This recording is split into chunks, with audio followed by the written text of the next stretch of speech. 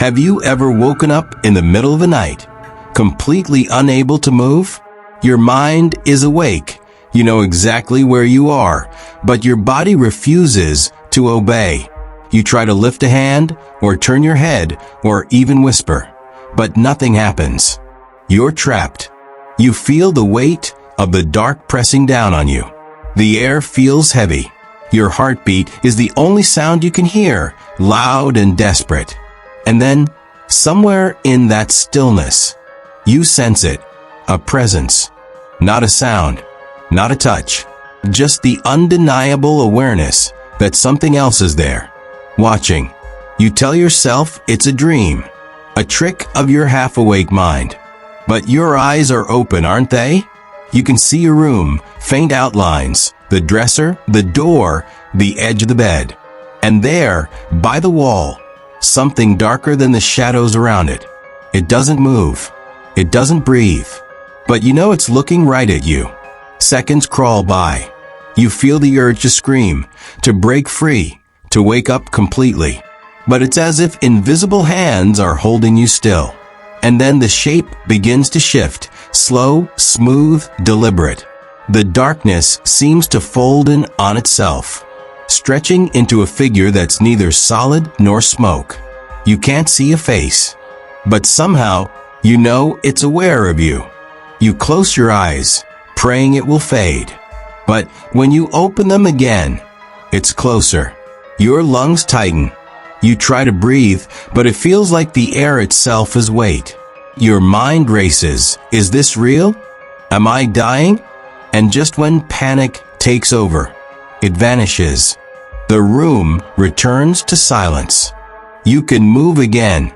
The shadow is gone. But the fear doesn't leave. If that sounds familiar, you're not alone. Across every continent, in every language, people describe the same experience. They wake up paralyzed. They see a figure, always human-shaped, always darker than the room itself, and always watching. These are the witnesses. People who swear they've seen what they call the shadow people. Some brush it off as a nightmare. Others are never the same again. For years, psychologists have called it sleep paralysis. They say it's a glitch in the body's transition between sleep and wakefulness. A moment when your mind wakes up before your body does, leaving you aware but unable to move. Hallucinations, they call them. Just the brain trying to make sense of fear. But what if it's not that simple? Because the reports share too many details, too many consistent, repeating elements to dismiss. The same shape, the same darkness, the same feeling of being watched, and the same overwhelming dread that doesn't feel like imagination. Some people see one figure. Others say they've seen several, standing in the corners of their rooms, on the ceiling, even leaning over them as they sleep. There's the Hat Man, with his wide-brimmed outline and towering frame. There are the crawlers, low, shifting forms that move without sound. And then there are the Watchers, motionless silhouettes that remain for minutes at a time, as though observing, waiting for something.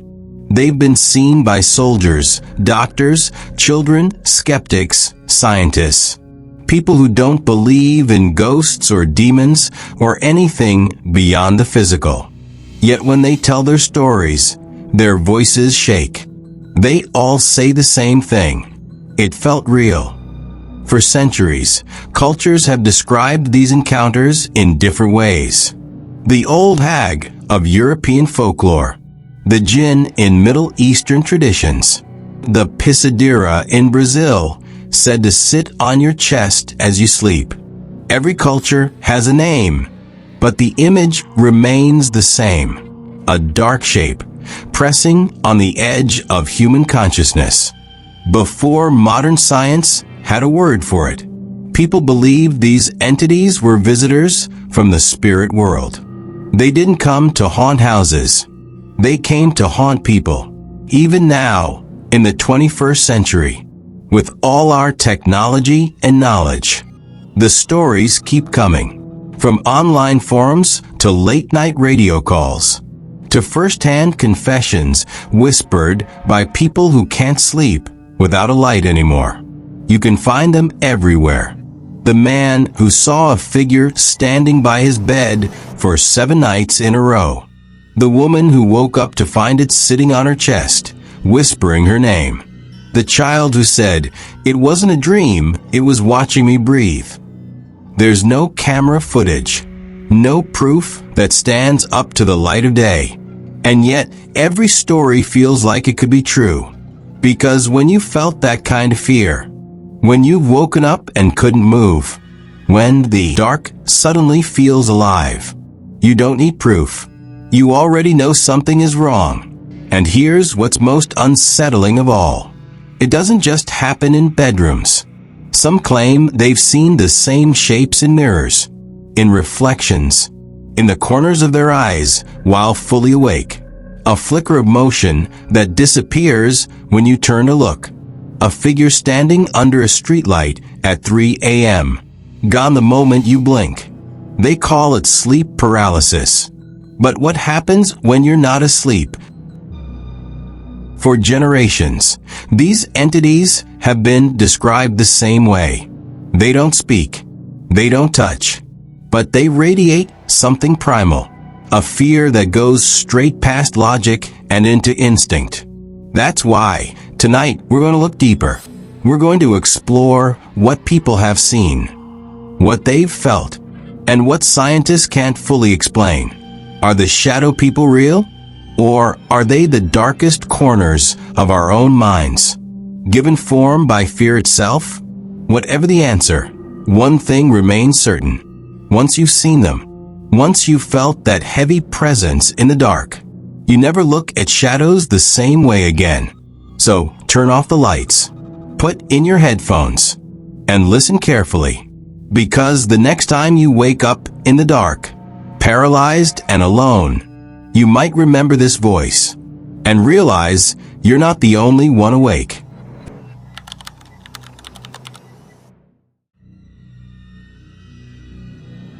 They appear when the world is quiet, when your breath is the only sound you can hear, and your thoughts echo louder than the ticking of a clock.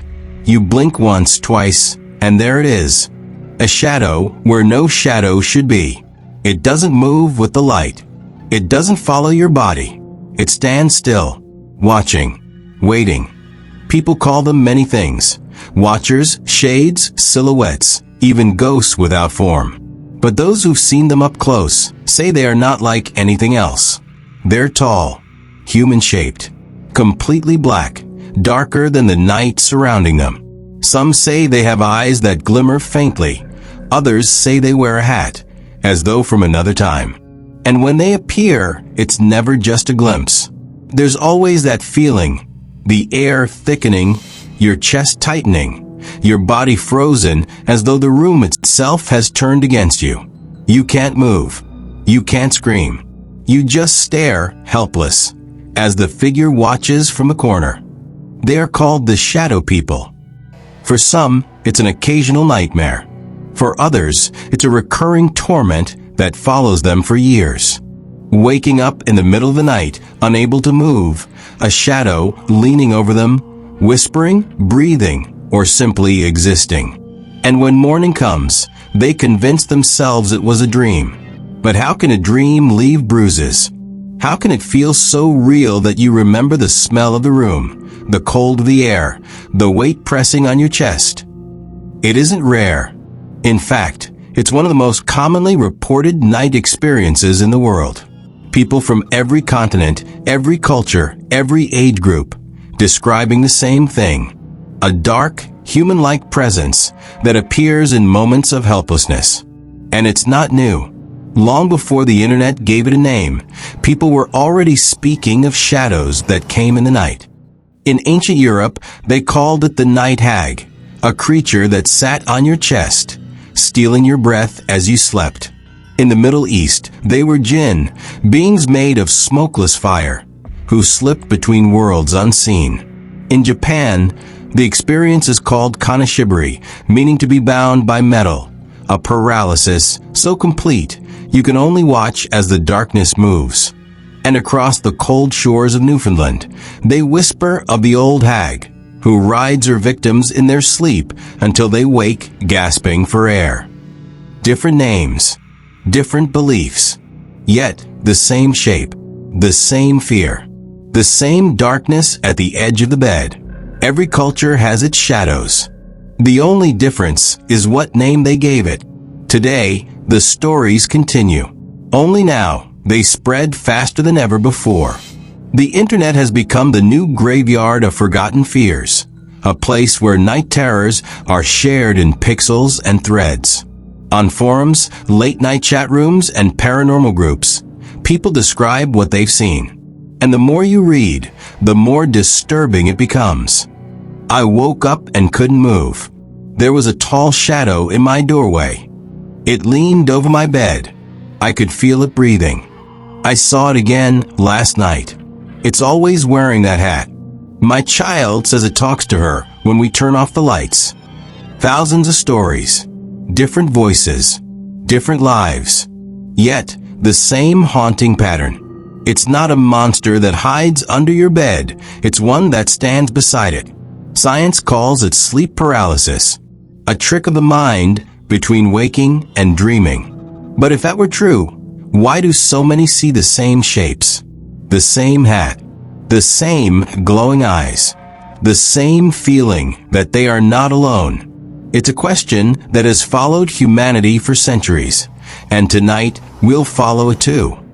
Because in every story, one truth remains. The shadows always come when the lights go out. Some stories stay with you, not because they are loud or violent, but because they whisper quietly in the dark, waiting for the next time you close your eyes.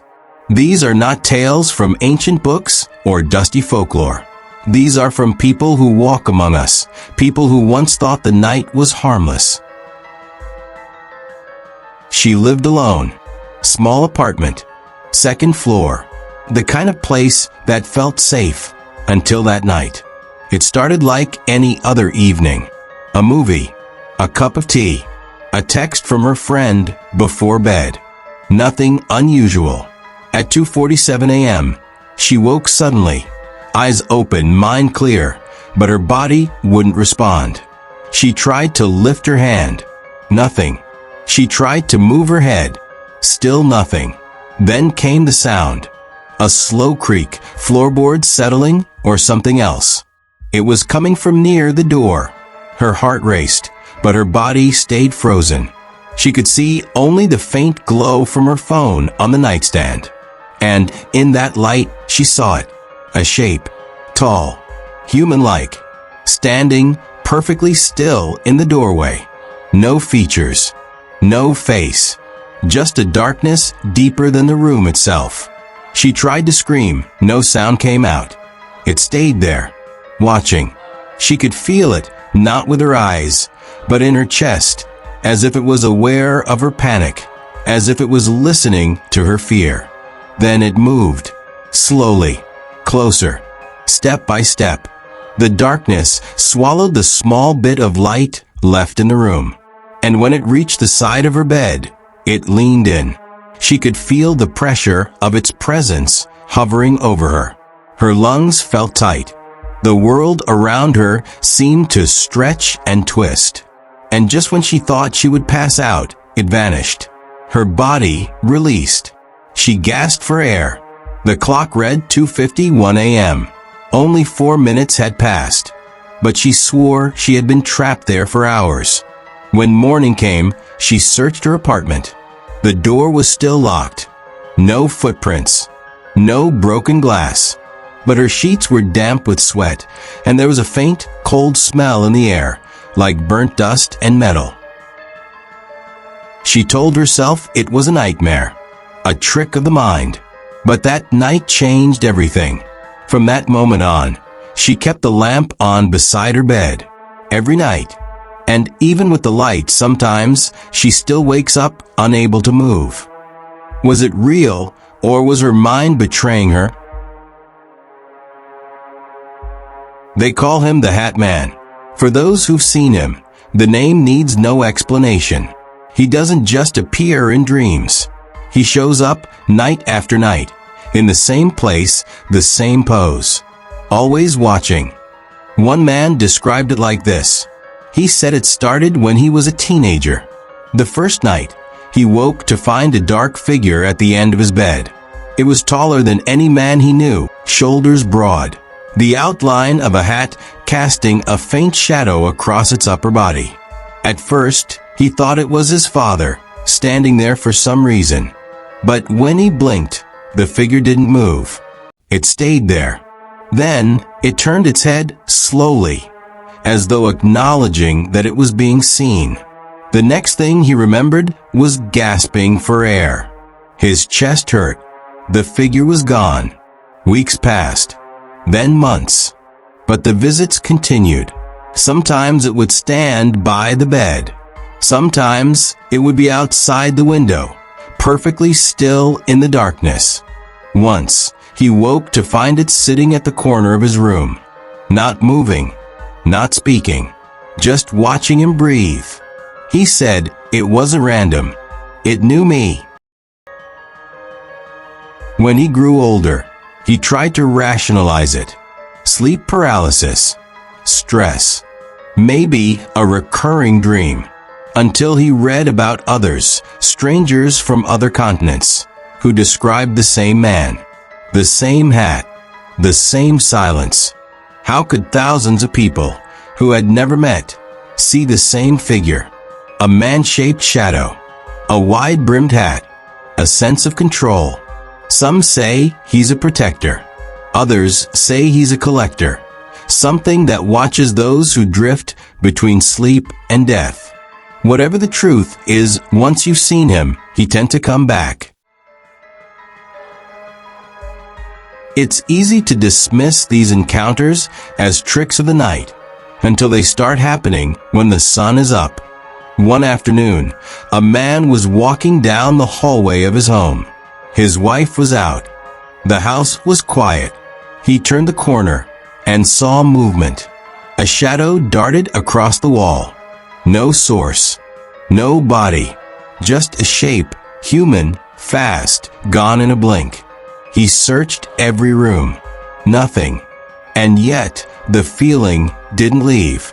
That thick awareness that something unseen was still there. In another case, a little girl told her parents about the man made of smoke. She said he came to her room during nap time. He didn't talk, not with words, but she said she could hear him somehow. She said, "He tells me not to be scared." When her parents asked what he looked like, she drew a figure, all black, no face, wearing what looked like a hat. And then there was the security footage. A small store late at night. An employee locked up and walked out. Minutes later, the camera caught something moving behind the counter. No sound, no form, just a distortion, as though the shadows themselves shifted shape. The footage went viral for a while, before disappearing without explanation. The employee quit the next day. These aren't just bedtime horrors. They don't always vanish when the sun rises. And for some, that's the most terrifying part. If this was all a dream, why do they sometimes follow us into the daylight? For centuries, they've appeared in our periphery, quiet, uninvited, and impossible to explain. They do not speak. They do not move with sound. Yet, countless people across the world claim to have seen them. Shadow figures, dark silhouettes that seem to exist between thought and reality. Science tells us they are illusions, shadows of our fears, products of a restless brain half asleep. But what if the explanation doesn't fit? What if we are only describing what we can explain, while ignoring what we can't? Every culture has recorded their presence. Every generation gives them a new name. And even now, in a world of cameras, sensors, and logic, they still appear. So tonight, we ask, what are they really? Are these experiences the fragile echoes of the mind? Or is something standing just beyond the veil of our understanding, waiting to be acknowledged? Science begins with skepticism. It asks for proof, patterns, and measurable evidence. And when it comes to the shadow people, the explanations seem, at first, clear and convincing. One theory points to sleep paralysis. It happens when the mind awakens before the body does, when consciousness returns, but movement remains locked. In that frozen state, the boundaries between dream and waking blur. Experts say that the terrifying figures people report seeing, the dark shapes, the presence at the edge of the bed, are the result of the brain trying to make sense of fear while still trapped in dream logic. Then there are hypnagogic hallucinations, moments between waking and sleeping when vivid, lifelike images can appear without warning. Scientists describe them as the brain's projection, like a movie screen behind the eyes, painting shadows where none exist. And finally, pareidolia. It's the instinct to find human patterns in randomness, to see faces in clouds, figures in darkness, movement in the still. Our brains are wired to detect threats, even where none exist. To the rational mind, this could explain everything. The shapes, the movement, the feeling of being watched. But what if the science only explains some of it? If this is all just the mind misfiring, why are the figures so consistent? Reports from different continents, different languages, and different centuries, each describing nearly identical entities. A tall silhouette, sometimes with a hat, always near the doorway, always staring. And then there's the question no lab can answer. Why do multiple people in the same home sometimes see the same figure? If it's all in one person's head, how does it cross from one mind to another? Witnesses describe pets reacting, dogs growling at empty corners, cats arching their backs at unseen presences. Children cry out before adults ever notice the shape. Can an illusion frighten an animal that doesn't share our imagination? Each time, the explanation stretches thinner. Each answer leads to another question. Maybe it's not just in our minds. Beyond the textbooks and peer-reviewed studies lies another field, one that dares to ask what science won't. Some researchers, quietly off the record, suggest that these entities might not be hallucinations at all. One theory claims they are interdimensional beings, existing just outside the range of human perception. Imagine two planes of existence layered together, rarely touching until conditions align. For a brief moment, we see the residue of another world, the shadow of something that isn't supposed to be here. Another theory speaks of energy feeders, entities that draw life from fear, tension, and despair. They linger where trauma is strongest, homes heavy with grief, hospitals, places of loss. Their appearance isn't random. It's drawn, like a moth to the flame of human emotion. And then the oldest belief of all, the Watchers. Ancient records describe them as sentinels of a realm between life and death. Not spirits, not demons, but remnants, beings caught between movement and stillness, observing without belonging. Each theory sounds impossible until you listen to those who've seen them more than once. Those who feel watched for months. Those who wake every night at the same hour, knowing it's standing just out of view. Maybe they've always been here, watching, waiting, listening. Long before the word shadow people was ever spoken, they were already known. In ancient Egypt, they were Ka spirits, the echoes of a soul wandering after death. In medieval Europe, Umbra Hominis, men of shadow, said to follow the guilty. In the Middle East, stories of the jinn spoke of beings made from smokeless fire, neither good nor evil, but unseen dwellers beside humanity.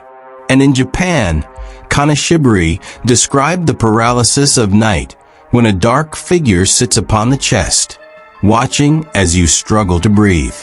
Different names, same presence. Even in modern times, the overlap is undeniable.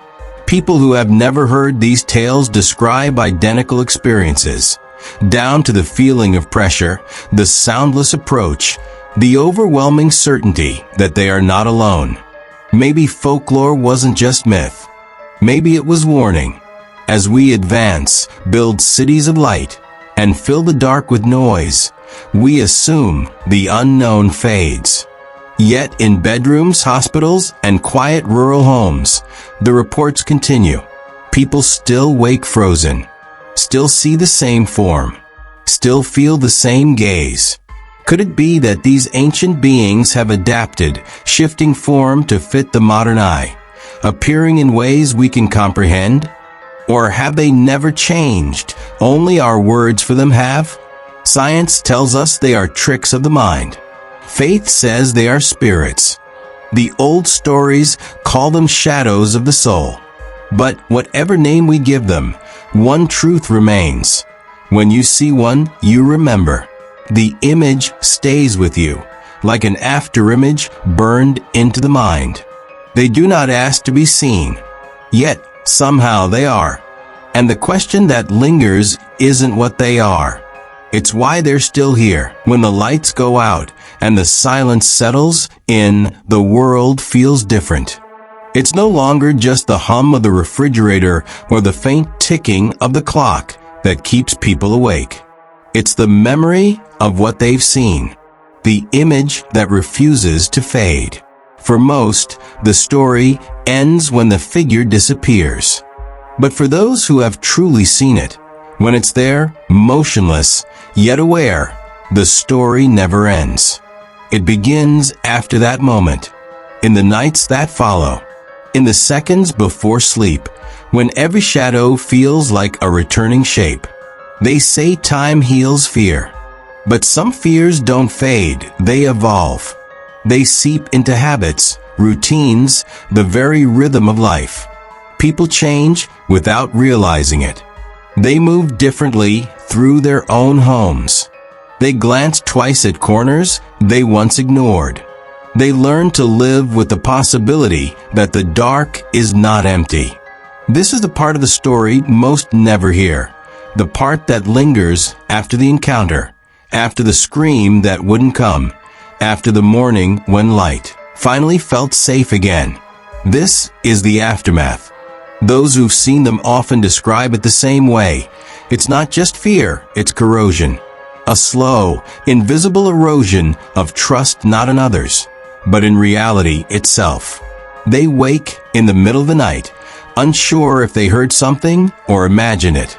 They stare into mirrors longer than they should, waiting for movement behind their reflection. Every flicker of shadow carries meaning. Every dark corner feels occupied. You stop trusting your eyes, one woman says. You start fearing the dark. You start wondering if they'll come back. For some, it becomes a silent obsession. They research. They journal. They join online groups filled with others who claim to know what it feels like. They describe sleepless nights that stretch into years. They move beds away from doors. Some never sleep without a light again. It's not always terror that haunts them. It's the anticipation, the waiting, the knowledge that it happened once and could happen again. Many keep it secret. They fear being dismissed, called delusional, or worse, believed.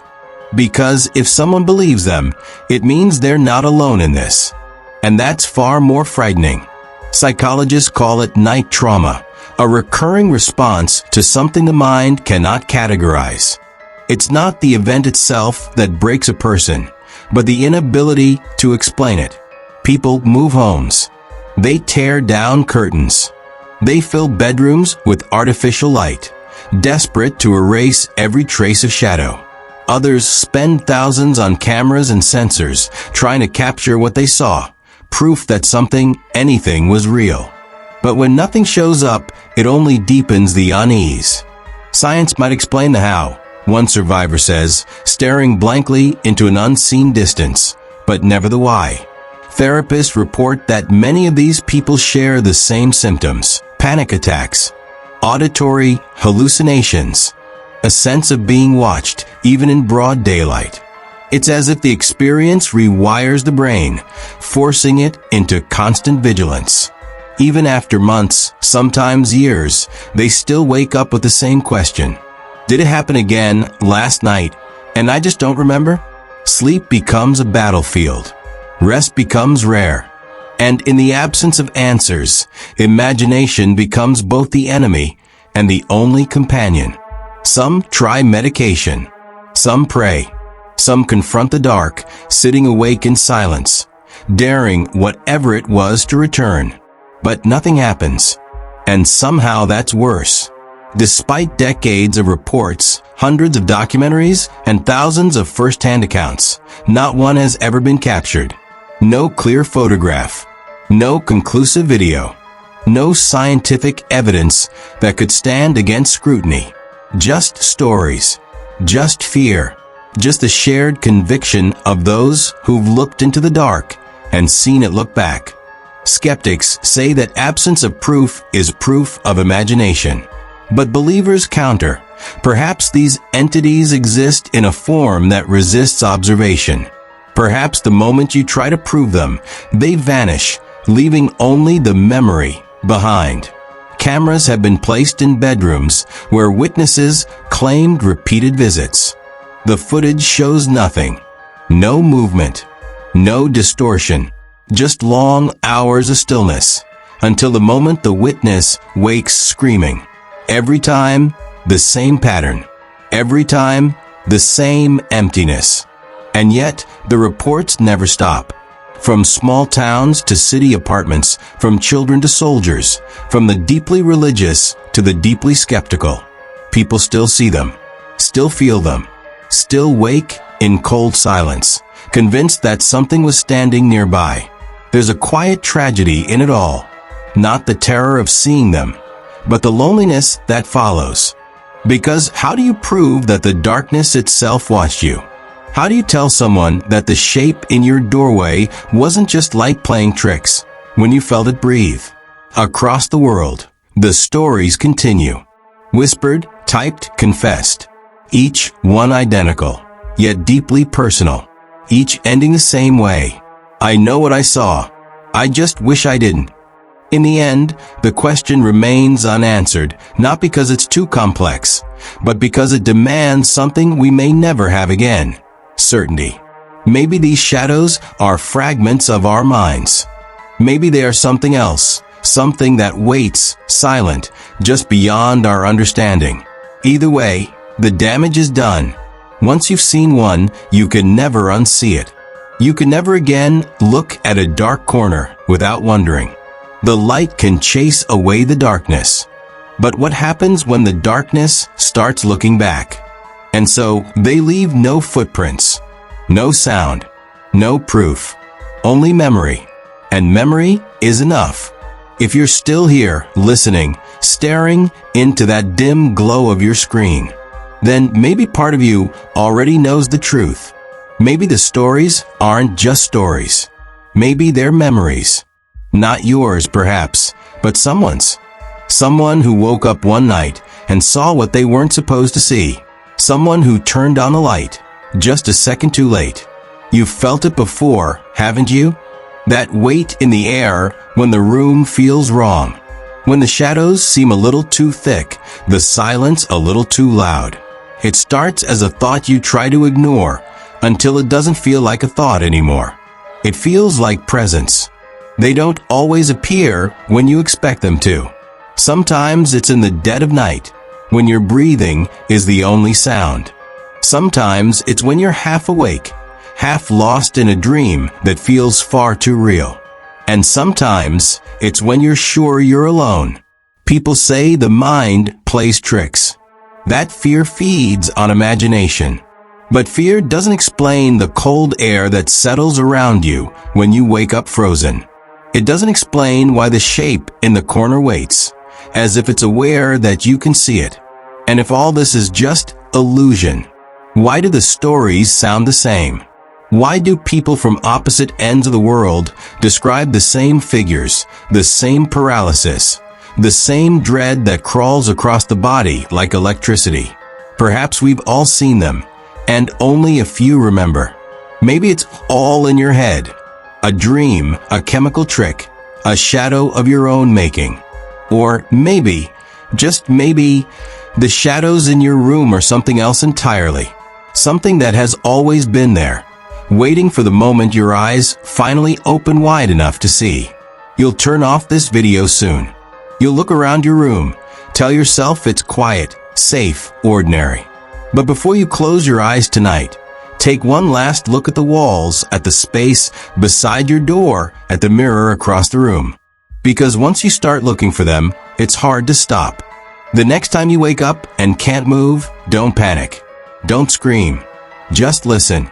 You might hear the faint hum of electricity, the slow creak of the floorboards, or the whisper of your own heartbeat.